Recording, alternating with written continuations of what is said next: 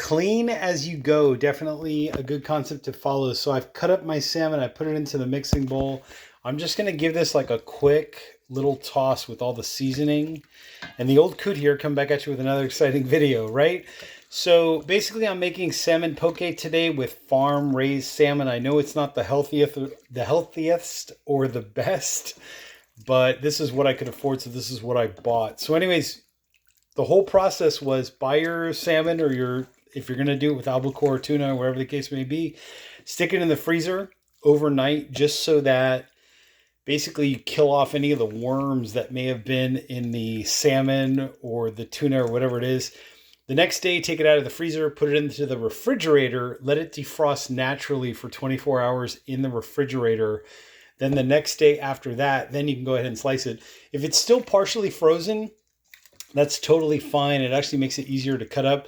And then in the video just prior to this one, I showed you all how you definitely want to check for bones, fish bones, right, that may have been left behind by the fishmonger. I got my salmon at Costco. A lot of times, you know, they're moving so fast and they're trying to just get through the day, so they might miss one or two. So it's important to just, you know, as you're rinsing your fish in the sink with some cold running water, just feel around for those bones. If you find any, just go ahead and cut them out or pluck them out with a pair of pliers or whatever the case may be. But anyways, this is looking pretty grand right now. I got my seasoning in there, right? For 2.5 pounds of salmon, I use usually the equivalent in tablespoons of rice wine vinegar, soy sauce, right? This is the low sodium from Trader Joe's, and honey. So 2.5 tablespoons of vinegar, 2.5 rice wine vinegar, 2.5 tablespoons of soy sauce, 2.5 tablespoons of honey. And then the seasoning, I usually do about 2 tablespoons, maybe 3 tablespoons. This is basically furikake, right? I like this one because it has skipjack tuna, sesame, soybeans, and wheat. You could put seaweed, like if you can find dried seaweed at an affordable price, key word there, you could put that in there as well. And then the chili powder, I usually put about a teaspoon. I like it with a little kick, but not too much kick.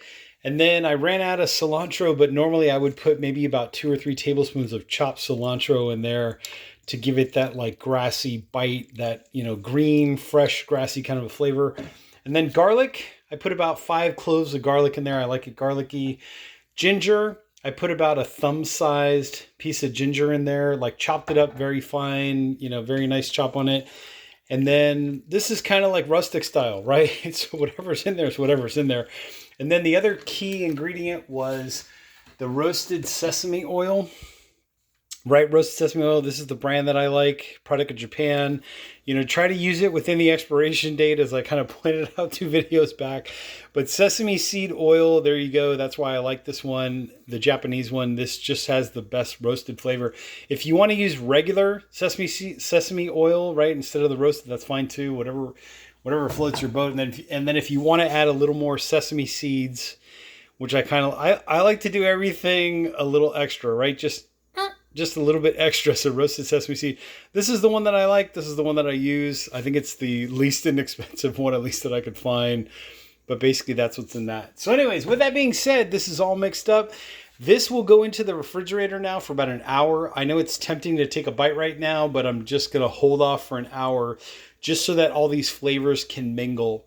And then if you feel like you need more of this and more of that, that would be the point to do it.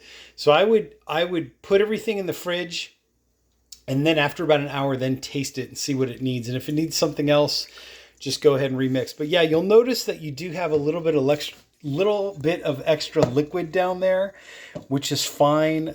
The salmon or the tuna, whatever you decide to make your poke with, will absorb some of this as well. And then just before serving, it's very important, just give it another quick stir before serving, right? Just so that you mix all that liquid back in there. And usually you come out with the right amount, right? So 2.5 pounds, 2.5 tablespoons. You could do a little bit less if you like a little bit less, or whatever the case may be. With that being said, this goes in the fridge. This is going to get cleaned up right away. Warm soapy water. I think it's Dawn dish detergent. So warm soapy water, I'm going to wash my cutting board thoroughly and my knife, and then I'm going to go over the entire counter just to make sure I didn't miss anything. Very important. Don't let this sit, because you're just promoting the growth of bacteria and all that other nasty stuff that you don't want. Plus your cutting board might have residual scents, odors, flavors, tastes if you don't wash it right away. What I usually do is one side is for meat and fish, poultry, etc. The other side is for vegetables. So that way I don't commingle the two together just in case. And then I think I've done other videos on mineral oil treatment. I'll do another one just in case. But that's a whole video for another day. Anyways, stay tuned. I'll be back with the final results, and I'll catch you all on the next exciting video.